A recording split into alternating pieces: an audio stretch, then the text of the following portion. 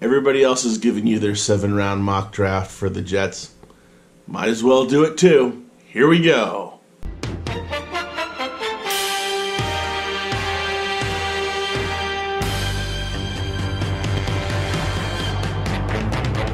What's going on, everybody? Welcome back to JetsHQ. I'm Howie.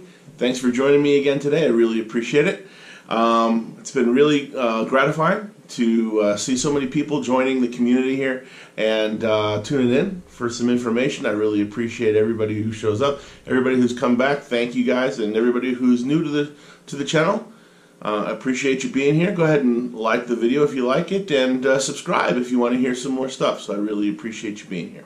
Anyway, today is our 7-round mock draft for the Jets. It's the first of a couple. This one's going to be without trades. I still have one or two things that we'll talk about with a trade, but this is going to be technically without trades. We'll see what value we have at the picks that we have. Currently, the Jets have 6 draft picks going into this year's draft. They have a 1, which is the number 3 overall, which we've all discussed ad nauseum.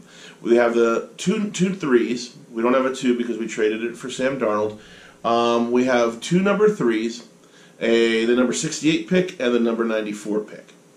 We have a number 4, which is the number 106, a 6th round pick, which is the number 198, and a 7th round pick, which is the number 219.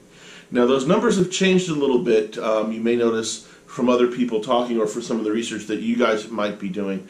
Those numbers have changed slightly because of the compensatory draft picks that were put in. So the Jets' later round draft picks have actually slipped down a couple draft slots. So I've got the numbers a little bit updated. It's not going to really make much of a difference here for this draft, for the 7-round mock that we're going to do today, but I just wanted you to know why the numbers might be different if you're hearing them and they sound slightly off. That's just why.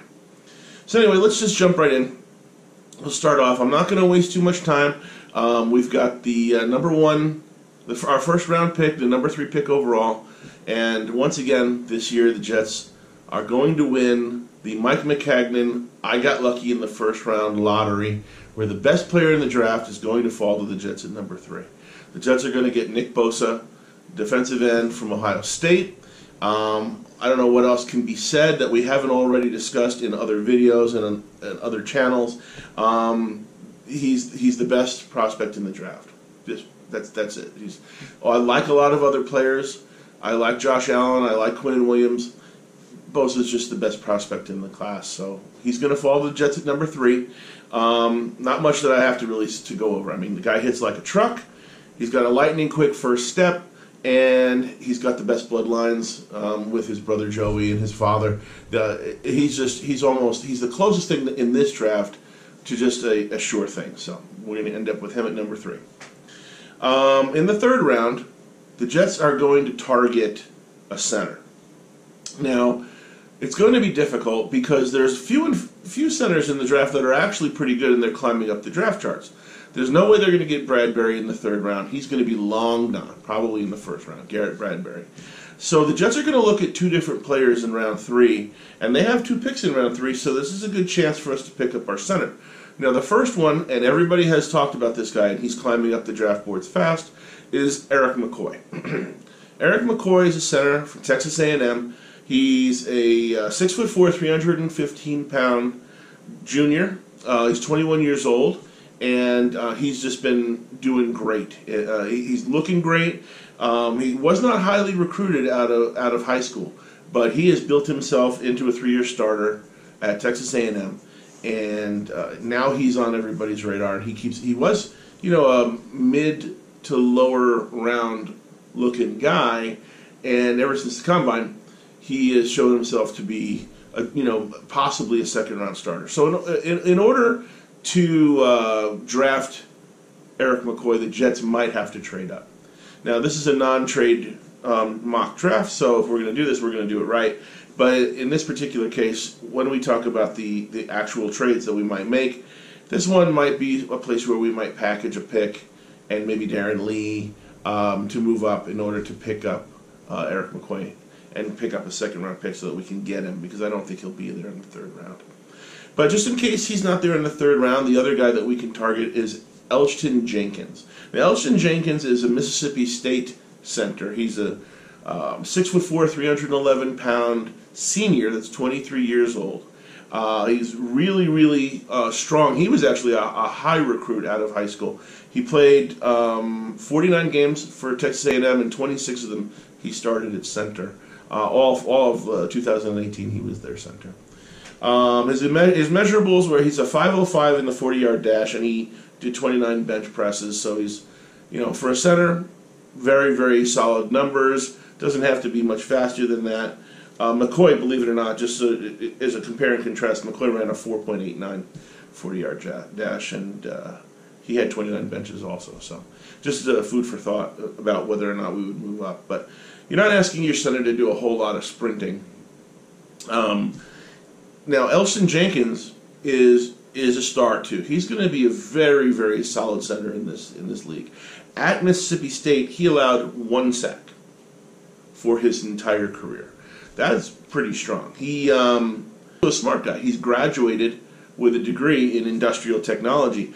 In his last year at center, starting for Mississippi State, he had 6 QB pressures, 0 sacks given up, 0 QB hits at all, and he had committed only 1 penalty. So we're talking about a smart player, a strong player. He's got a good technique at the center position. Somebody that we could really count on as a sincere upgrade over Jonathan Harrison there at center. So now with our other number 3 pick, which is the number 94 in the draft, I've got us looking at another offensive lineman. There's 2 guys here that were rated very highly. Both of them were considered to be first-round picks not more than a month and a half ago, and they're falling because of combine statistics or for other reasons, and we might be able to scoop them up here. So the first one is Greg Little. Now, Greg Little is an offensive tackle out of Ole Miss. He's a junior. He's 21 years old. Very, very highly rated 5-star prospect out of high school. And he's a monster. He's 6'5", 310 pounds. He did run a 5.33 40, which is what's forcing him down the draft boards now out of the combine. People are looking at him as a little slow. He also didn't do any bench presses there. He had a slight injury, so he was unable to do the bench. So people are considering, a little bit wary about his statistics. But the tape really does speak on this guy. I mean, he was an all-SEC first-team 2018 guy. He followed Laramie Tunsil there at Ole Miss. So he took over the starting position from Laramie Tunsil when he came to the NFL. And he started every game since then. So the man's very, very good. He was originally ranked the number 2 offensive tackle in all of football coming out for this draft, and he's falling down the board. So if the Jets have a chance to scoop this guy up in the 3rd round, it's a no-brainer. This guy is perfect. He'll fit right in. He's a huge upgrade for us, no matter where we want to put him, for everybody. So it's a really, really good, it would be a great win for him. The other side of the coin, you've got another lineman that's falling down the draft boards, Yadni Kajust. Now, Yadni Kajust, offensive tackle out of West Virginia. He's a senior, 6'5", 322 pounds. He did 32 benches. Little did 29. And he also ran no 40. So these combine results are what's pushing these guys down the boards. He's got a good motor. He had very good interviews. Everybody said that he's got just a good kid and highly motivated and really wants to play. But he's fallen down the draft boards. People are losing a little bit of confidence in him and Greg Little. So both of these guys might be there in the 3rd round for us to scoop up, and one of them would be there. Would be just great. I mean, we really need him. He was the lineman of the year. He shared that award this past year with Dalton Reisner, believe it or not. So that was in the All Big 12. So he was first team All Big 12 lineman of the year. Okay, so that's the 3rd round. Then moving on to the our 4th round pick, the number 106. I've talked about this guy before, and I'll say it again. I like Miles Boykin. Miles Boykin is a wide receiver out of Notre Dame. Big dude. He's 6'4", 220 pounds, and he's fast. He ran a 4.42 40-yard dash. He's got a 43.5-inch vertical jump. The guy's a beast. He's a great pick. He'll be there in the 4th round. So, you're looking at, a guy with great numbers, He fights for the passes. You see in the tape that he can go over the top of players and pick up the ball. He's got, great speed. So, really, really good wide receiver prospect down in the fourth round range for us to scoop up down there. He was the MVP of the 2018 Citrus Bowl, just as an aside. So he caught the game-winning touchdown for that game. So another one that's a great prospect, and it would be a fantastic pick in the fourth round for the Jets. In the sixth round, the number 198 pick, we're going to look at a cornerback. And one guy who might still be there is Michael Jackson. And no, not the singer, but Michael Jackson, the 22-year-old out of Miami, the senior out of Miami. Very, very quick, 6'2", 210 pounds. He had 11 interceptions in his time at Miami. He was a starter. He's very flexible. So he's been able to cover inside and outside. He played a lot of nickel. We could use a nickel back. And so, he would be really fit in really good with the Jets. Brings a lot of speed. He's at a 4.45. He's at a 40.5-inch vertical jump.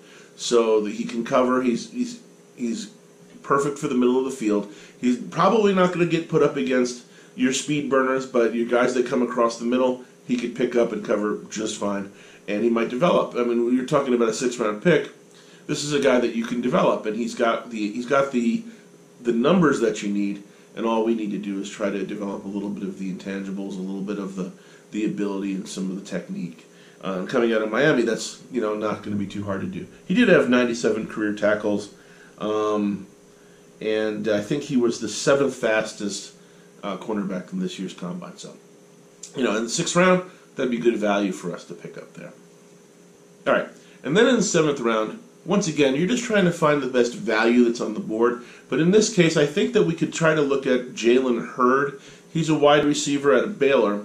Now, Jalen Hurd is a special case. He's a little bit older because he transferred from Tennessee. He was a running back at Tennessee, and he was teammates with Alvin Kamara. Now, Alvin Kamara was the starter, and Jalen Hurd wasn't getting any starts, so he took a year off and transferred to Baylor and turned himself into a wide receiver. Now, he's got some pretty good speed. He's got a 4.47 40, and he did 23 benches, so he's a strong guy. He's 6'5", 220 pounds. Another guy that can fight for the ball, that can go over the top of cornerbacks, strong and quick. So, this is a guy who was originally at Tennessee as a running back, so, we could use him in a lot of different ways. He was a 2016 Outback Bowl MVP, and that was with Tennessee. And then in 2018, he was a Big 12 Offensive Newcomer of the Year since he switched over to Baylor. He was a newcomer, and he became the Offensive Newcomer of the Year. In 2018, he had 69 receptions, 946 yards, 8 touchdowns receiving, and 3 rushing touchdowns. So you're looking at a guy that's got a lot of versatility. And in the 7th